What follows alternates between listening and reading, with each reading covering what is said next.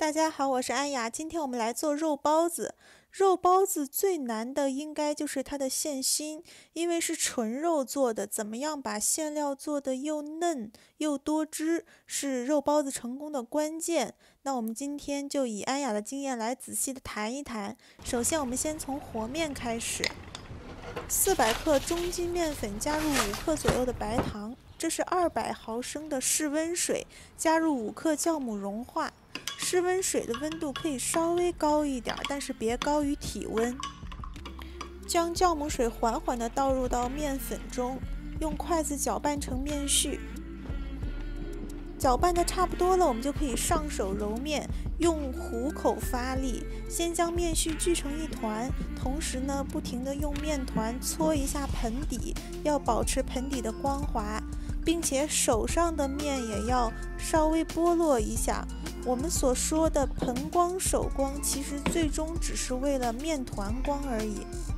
最后留5克左右的酵母水，如果面团过于干，我们就这样慢慢的再加入一点水。最后面团的手感应该是一个不干不湿的状态。大概揉个2-3分钟，稍微光滑一点，我们盖上湿布醒个5分钟。5分钟之后，我们再继续揉，再揉个2-3分钟，面团就会很光滑了，同时盆底和手也会非常的光。这就是我们所说的3光。盖上湿布，室温下醒发1小时，我们磨一点姜泥。如果你的肉馅儿或者是用五花肉剁成的馅儿非常的新鲜，那么可以省掉这个姜泥。但是安雅说过，这边的肉骚气很大，所以说我们还是约500克猪脚肉加入5克左右的姜泥，1大匙老抽，老抽的作用用于上色，1大匙生抽。这个配方中不需要放料酒，料酒对于生的肉馅没有任何作用。1小匙的蚝油，1小匙五香粉，再来1小匙花椒粉，一点点的白胡椒粉。这3种粉都可以用一样东西代替，就是13香。放入约2克左右的糖提鲜，约10克的盐，先用手抓拌一下。混合均匀之后，我们让肉馅先腌个5分钟，然后往肉馅里面打水。500克肉馅大概打200毫升的水，每次倒入约20毫升，朝一个方向搅打。一定不要像这样用筷子猛烈的搅动，这样肉馅到最后会变散。用4根筷子搅蛋器，或者是索性戴上手套，用手直接搅动，并且力气只要使出7分就可以。肉馅把水吃进去之后，我们再继续搅动1到2分钟，再加入后面的20毫升。200毫升的水大概要分8到10次加入。到后期你会发现肉馅慢慢的变蓬松了，并且已经开始拉丝了，体积好像已经变大了。往馅里打水是肉包子蒸出来嫩的关键，所以呢，我们这一步一定要非常的有耐心。肉馅最后打成这样很蓬松的状态，并且晃动一下像果冻一样，那么基本上就是打好了。打得完美的肉馅在常温下放置2到3个小时，它都不会出汤，所以大家可以用这个时间检验一下。而且呢，肉馅放在常温下就好，不用放到冰箱里面。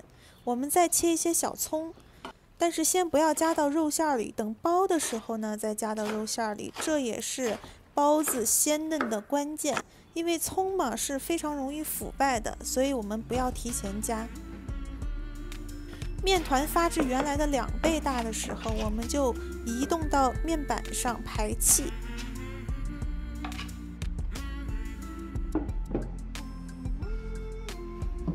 依然是用手的虎口用力，这样揉面团，大概揉3到5分钟，将气体均匀的排出。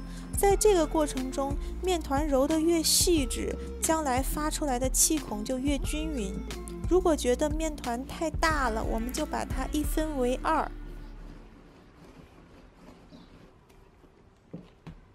搓成长条之后下剂子，可以用刀也可以用手。